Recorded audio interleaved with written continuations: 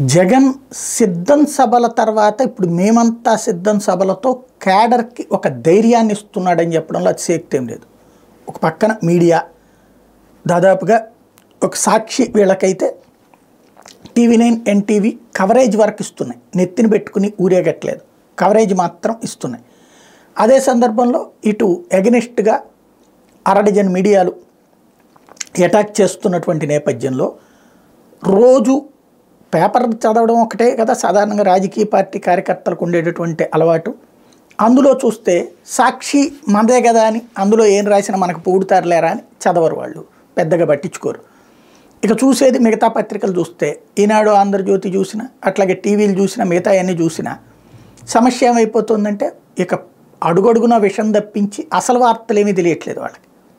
అందువల్ల సమస్య ఎదురవుతుంది.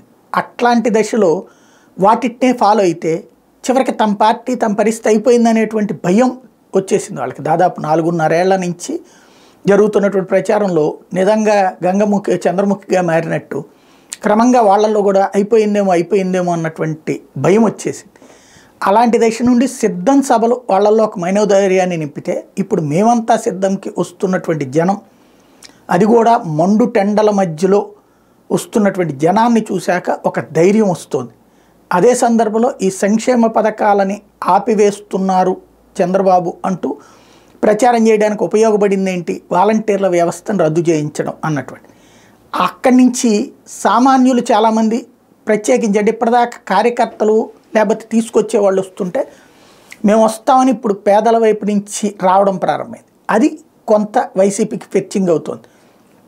ఓవరాల్గా సభలలో నిండుగా ఉంటున్నటువంటి జనాన్ని చూసినప్పుడు వైసీపీ కార్యకర్తలకు మనోధైర్యం వస్తుంది. ఆ తర్వాత పేపర్ చదవగానే, ఈనాడు జ్యోతి చదవగానే ఏమోరా మనం అనుకుంటున్నాం కానీ అక్కడ ఏమైపోతుందిరా అనేటువంటి భయం వేస్తుంది. బట్ కాన్ఫిడెన్స్ లెవెల్స్ని పెంచుకోగలగడానికి మాత్రం ఈ సభలు స్థానికంగా ఉపయోగపడుతున్నాయని చెప్పడంలో అతిశయోక్తి ఏం లేదు.